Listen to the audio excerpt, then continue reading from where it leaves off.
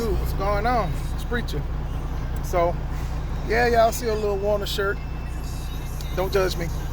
They're comfortable, man. They're comfortable. And then plus they're good work shirts. I had to do some work on the engine this morning before I got started. So, one of my sensors went out in the truck. Well, it ain't go out. It's starting to go out. It's the cam position system. And I just found out that because this is a 99, where I stay at, most all places got the order the part. So I'm not able to get the new part to the next day. So it was going out on me on the road yesterday coming down. So I was calling Freightliners, Internationals, Cummins, Kenworths, Peterbilts, any place that sold Cummins parts, trying to get this cam sensor. And nobody was having it. They all said they got the order the next day. Everybody saying they got the order the next day. So I'm down coming from North Carolina on 95, all the way down. That's all I'm doing, coming all the way down on 95. So nobody had it. So by the time it got to be about 11 o'clock, okay, I went on ahead and just called my Kenworth dealership where I stay at in Fort Pierce. And of course I knew that they was going to say that, you know, they don't have it. They got to order it, which is fine, because at least I'm home, right? So I like go ahead and order it, because they was gonna have to overnight it by UPS, and they're not gonna get it till sometime between 10 and 11 o'clock this morning. I'm at my delivery right now, waiting in line to get unloaded right now, and then I have a pickup as well. My delivery is in West Palm Beach. It's on my contract that I have coming from North Carolina here to West Palm Beach.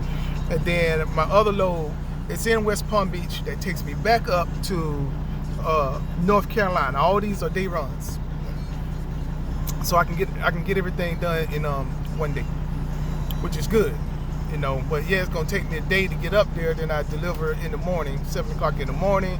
I pick up the other load coming back about 9 o'clock. The place is about 35 miles away from where I'm delivering to.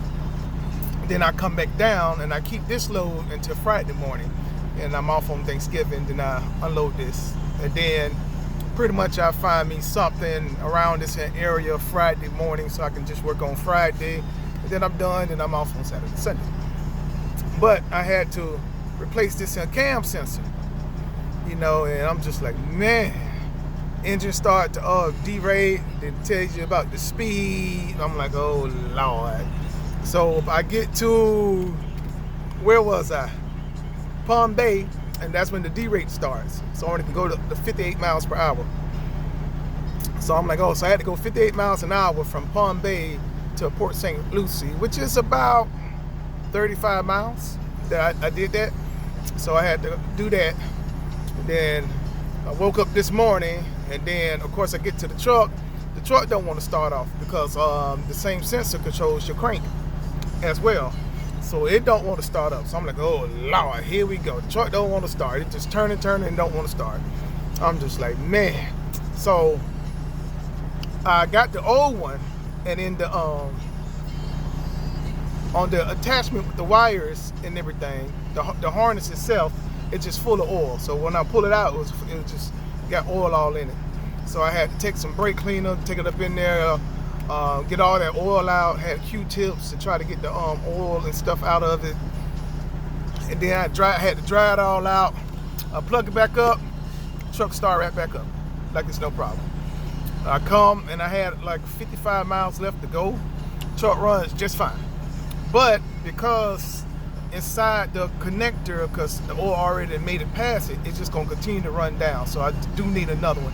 And I am picking it up, when my wife is gonna pick it up, and she gonna bring it to me in Palm Beach, because I don't know how long this place gonna take to load me up. So whenever they call me, she's just gonna bring it down to Palm Beach where I'm at, and then I'm gonna put it on whenever she bring it to me. So I was like, man, look at him. What I knew, I don't know how old all these sensors on this truck is. Like I said, this is a 99, and they still have a lot of the original parts on this truck. Now currently it has 455,000 miles on it. When I got the truck, it had 448,000 miles on it. So in the 2.5 weeks that I had this truck, I done put about 7,000 miles on the truck since I've been running. So which is not bad. Which is not bad. I mean, it's not bad at all. I can't complain. And the only thing it is just the sensors. But you know, with the sensors can cause that D-rate and everything, and it's bothersome. And you don't know when the sensors is going to do it. So what I'm going to do is I'm going to start replacing all the sensors on the truck. Excuse me. So that's what I'm going to do. I'm just going to replace all the sensors on the truck. So I got this sensor for now, and then on Friday I'm going to go and order all the sensors for the truck, which I know may take another day or 2 days or whatever, so I won't have the sensors till next week. But I'm going to be running next week because, like I said, I'm on this contract, so I got to get up there, get back. But at least I will have them on the truck with me, so if one goes out, I have it, because I won't be able to put them on until next week Saturday by the time I'm able to change all the sensors on the truck, just so I don't have that problem. So when you got an old truck, you know, people say that, oh, you get an old truck, you pay for it cash. Yeah, you're right. Yeah, you can pay for it cash. Yeah, you got an old truck, but old truck go old problems. You know, these parts wear out. That's what they do. And then you don't want to be on the road when this happened. Then you got an old truck, and like everybody's telling me, well, we got to order the part. We don't keep that part in stock. We got to order that part. We got to order that part. So you don't want to get stuck with all that particular stuff too. So when you get in an old truck trying to start your business, also remember that. Okay, you got old trucks, it's going to be old parts, and parts you're going to have to just start changing out, whether you need them or not. You know, I looked at everything looked good, and things like that, and everything works right, and then nothing comes up on the computer or anything like that. You know, when you buy the truck, and when you start running it, getting up on the lows, going up these hills and valleys and mountains and round mountains, you know, that's when you really start to see things. Only thing I know for sure that the engine, the transmission is strong, but these little parts can get you down too. All right, so remember that these little parts can get you down too. So that's one thing I'm going to do. Yeah, I'm just going to replace all the sensors on the truck, and then after that, I'm going to replace all the hoses on the engine, and then after that, I'm going to replace all my lines that I have on the truck, starting with the my fuel lines, and then I'm going to go to the airlines after that, because like I say, I keep having these leaks. I fix one, then I found another leak. I fix one, then I found another leak. I'm just like, man, it's like another leak come after another leak come after another leak come. But that's why you do your pre-trips and do these brake tests and things like this, so you can find these little leaks. And then it's not in the hoses itself, but I'm finding that it's in the fittings, that the fittings is just wearing out.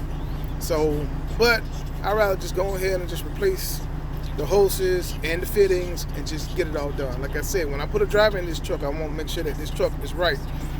So yeah, I'm going to be doing all these pre-trips and really looking at it. But when I get a driver in, you know, new drivers, it is what it is.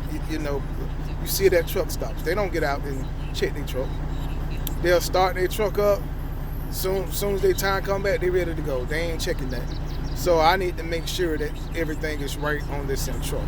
Little by little, you know, little by little, putting money in. Yeah, I'm making money, but when you're spending money too, you can't be like, well, hey, yeah, reap the benefits. No, I got a business to run.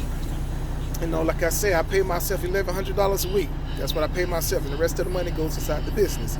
Now, I was only able to pay myself $754 my first week out, and that's what the week I did power only. Now, this week that I just did, my previous week was I had to go up to get the trailer, so I ain't start off how I wanted to start off, but I still did all right. So for this week, when I get paid, I'm able to pay myself the $1,100, and the business would make about $1,500 that the business would make. Now this week, because I started my contract, this week is going to be even better. So I still, for next week, I'll still be able to pay myself my $1,100, and then my business will make about $2,200 for the week. You know, so that's what I projected though. You know, so with my loads, that's how it is. I do know that I make that much money. And like I said, I do local work. All right, that may not be enough for y'all. Some of y'all may need more. You know, some of y'all may have to have more, whatever, whatnot. Like I said, I don't have no truck payments or nothing like that. So once all my expenses get paid for my business to, you know, be profiting money, and I can get paid myself that money, that's fine. Because, like I say, I need this money inside this business to build up this maintenance account that I'm spending every single week. You know, so if I'm spending $600-700 a week replacing parts, putting on parts, you know, I still want my business to make some money too, in case I have a breakdown on the road or anything like that. You know, so I'm happy with it. I'm happy with it. Like I said, I'm real happy with it. So far since I've been on the road, I only had to replace about 3 parts since I've been on the road so far, and then there was real small parts. So I'm like $33, $23. I had to replace one fitting that was like $28 for one fitting. So I mean, it's a little cheap stuff, but it's a little bothersome because you wake up, you do the test, you're like, oh yeah, I got another leak. Then I got to go get the part and things like that, put it on and things like that. So, but how I book my loads, because I book my own loads, okay? I book my own loads off of any load board I want to use. So I go anywhere I want to go, how far I want to go, the whole 9 yards. I have open deliveries and open pickups. So I have a window. Normally my window is about a 5-hour window. So I do have time to stop in somewhere and get the part that I need and put the part on myself and things like this. And as I'm going, I find out that it's other tools that I need. You know, you think you have all your tools, but no, you don't have all the tools. Like I needed that socket that has the little hole in it. It's like to replace like an O2 sensor socket that you use.